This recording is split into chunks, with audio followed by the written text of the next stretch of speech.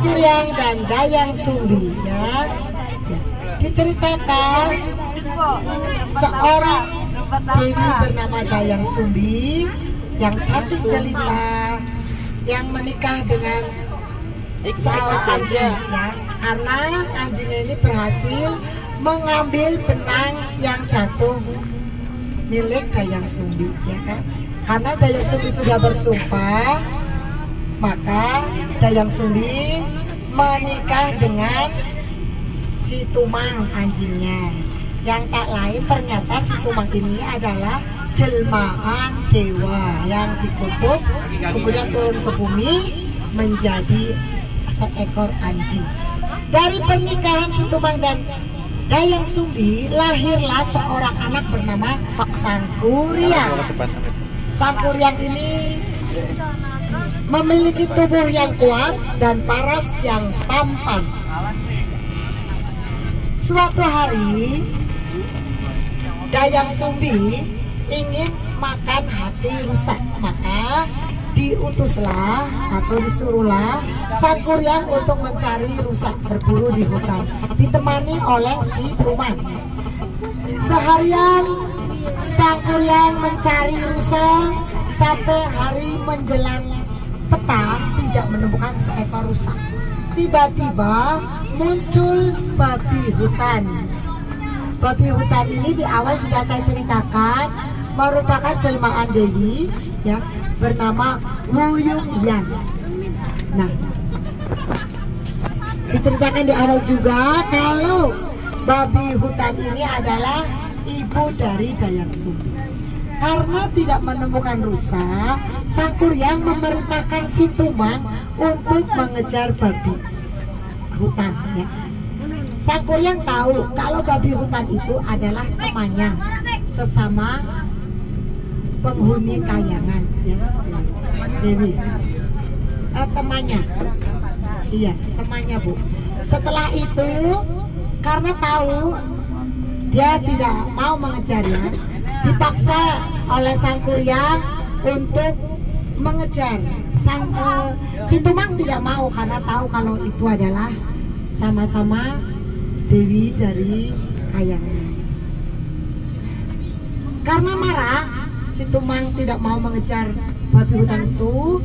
Sangkuriang mengarahkan panahnya kepada si Tumang dengan mengancam, kalau kamu tidak mau mengejar babi hutan itu, tanpa terasa ada suatu aneh karena Sangkuriang pulang tidak bersama si Tumang. Kemudian Dayang Sumbi bertanya kepada Sangkuriang, di manakah si Tumang? Dengan rasa takut pada ibunya karena tahu anjing ini adalah anjing kesayangan mereka, berkata bahwa hati yang ibu makan adalah hati si Tumang. Karena Tumang tidak mau mengejar buruan, akhirnya Tumang yang saya bunuh. Seketika Dayang Sumbi sedih, kecewa, marah, semuanya bercampur aduk emosinya. Tanpa dia sadari, dia mengambil centong ya, centong untuk ambil nasi itu dipukul kepada kepala Sangkuriang. Yang Sangkuriang yang merasa kesakitan dan kecewa berlari menuju ke hutan. Dayang Sumbi pun menyadari kesalahannya telah menyakiti anaknya. Sangkuriang ini berlari ke hutan dengan perasaan kalut. Kenapa? Kecewa juga. Kenapa ibunya lebih membela si Tumang daripada aku anaknya sendiri? Dayang Sumbi berteriak, Sangkuriang kembali, Sangkuriang kembali, maafkan ibu, ibu tidak sengaja memukulmu. Tapi Sangkuriang sudah berlari jauh ke dalam hutan. Kemudian Dayang Sumbi ini menangis ya, mohon kepada Dewata agar kesalahannya dan kesalahan si Sangkuriang dimaafkan. Dayang Sumbi pun kembali menyepi, bertapa hanya memakan daun-daunan. Nah, karena kesukaannya ini memakan daun-daunan ini, Dayang Sumbi dikaruniai wajah yang tetap cantik dan awet muda. Sementara Sangkuriang masuk ke dalam hutan. Selama pengembaraannya dia bertemu dengan makhluk-makhluk gaib yang ada di dalam hutan makhluk halus, selalu bertempur atau berkelahi. Dalam perkelahiannya ini si Sangkuriang selalu menjadi pemenang. Akhirnya makhluk halus tersebut menjadi abdi atau pengikut dari Sangkuriang. Nah, nanti mereka juga akan berperan membantu membuat kapal. Singkat cerita, beberapa tahun kemudian berlalu, Sangkuriang tumbuh menjadi pemuda yang gagah. Suatu hari dia selesai berburu, mampir ke sebuah desa di mana Dayang Sumbi tinggal. Tapi aku memang benar-benar ibumu. Sangkuriang bersikeras bahwa Dayang Sumbi bukanlah ibunya. Karena keinginan yang sangat kuat ini ya, akhirnya Dayang Sumbi menyerah dengan rasa takut, dan karena ini akan menyalahi aturan ya, bahwa anak tidak boleh menikahi ibunya, apalagi anak kandung ya. Dayang Sumbi ini memberikan sebuah persyaratan agar Sangkuriang bisa menikahinya, yaitu Dayang Sumbi meminta dibuatkan sebuah kapal dan danau. Sangkuriang menyanggup karena Sangkuriang yakin dia punya pasukan yang akan bisa membantu para makhluk halus yang dalam hutannya. Tapi dalam satu malam Sangkuriang, baik siapa takut, saya juga bisa, saya akan pasti bisa menyelesaikannya. Kemudian Sangkuriang memanggil para kurawanya itu, para makhluk halus yang ada dalam hutan, untuk membantu membuatkan kapal dan membendung Sungai Citarum untuk menjadi danau. Dayang Sumbi merasa khawatir karena sepertinya Sangkuriang pasti akan memenuhi atau bisa memenuhi persyaratan yang diajukan. Maka dia berdoa kepada Hyang Tunggal ya, agar diberikan petunjuk. Kemudian Hyang Tunggal memberikan petunjuk kepada Dayang Sumbi untuk mengibas-ibaskan selendang putih biar seperti ufuk timur ya, semburat merah di ufuk timur jadi pagi. Karena makhluk-makhluk halus ini kalau sudah pagi dia takut matahari akan kembali ke hutan. Memang benar saja makhluk-makhluk halus itu menyangka bahwa hal tersebut tanda sudah pagi. Apalagi Dayang Sumbi juga memaksa ayam jantan untuk berkokok, kukuluru gitu ya. Zaman dulu kan pakainya ayam, kalau sekarang alarm handphone ya. Makhluk-makhluk halus ini takutan. Maaf Sangkuriang, kami tidak bisa menyelesaikan pekerjaan ini karena hari sudah pagi. Belum, ini masih malam gitu. Sangkuriang menyadari ini adalah akal-akalan Dayang Sumbi. Kemudian dengan perasaan marah, Sangkuriang mendatangi Dayang Sumbi. Hai Dayang Sumbi, apa yang kau telah lakukan?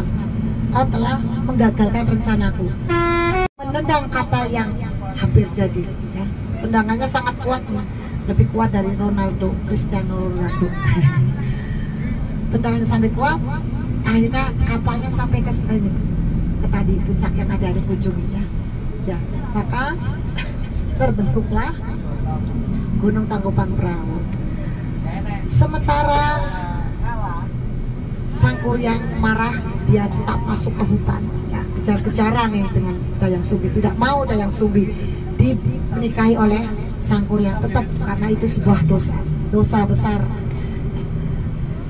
Dayang Sumbi lagi-lagi meminta petunjuk kepada Hyang Tunggal ya, untuk bisa diselamatkan, mencegah Sangkuriang menikahinya.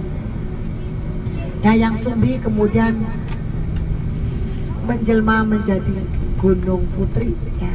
Sementara Sangkuriang berlari-lari gitu ya, Dayang Sumbi, sampai maksudnya masuk ke alam gaib, menghilang sampai sekarang tidak diketemukan ya, sampai polisi nggak bisa menemukan. Nah, demikianlah cerita legenda Dayang Sumbi dan Sangkuriang yang melatar belakangi terjadinya Gunung Tangkuban Perahu. Ini legenda ya, jadi membentuk seperti kapal terbalik. Itu selesai ceritanya. Ya, bagaimana? Tidur ya. Dari cerita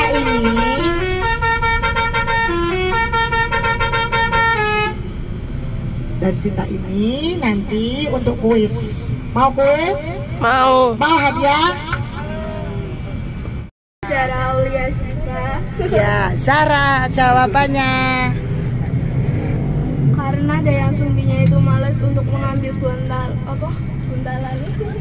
Enam, jadi siapa yang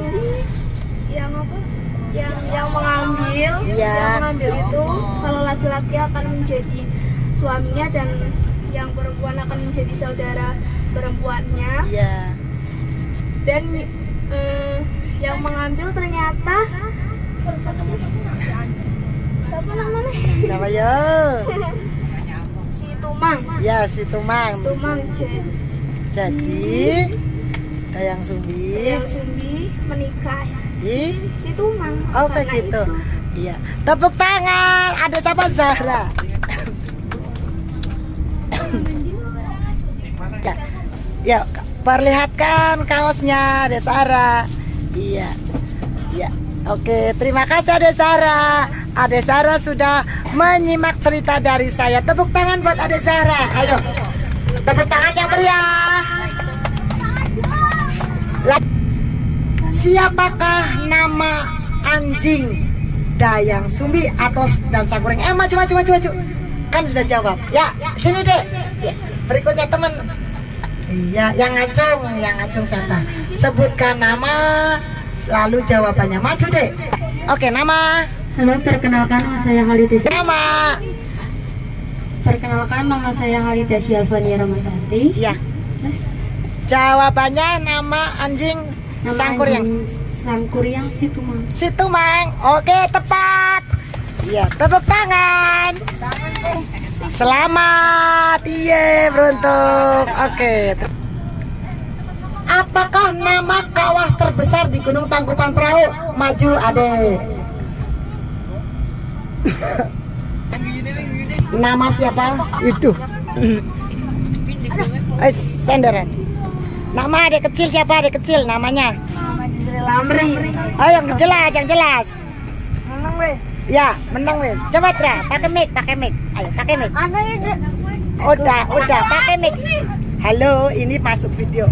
Nama. Perkenalkan nama saya Muhammad Lamri. Oke, jawabannya Kawaratu. Kawaratu. Oke, betul. Pinter. Tepuk tangan yo. Iya, meriah. Ada Yusril. Biasanya anak laki-laki ini warnanya hitam. Oke. Ya, hadap ke sini, Adek. Hadap ke sini.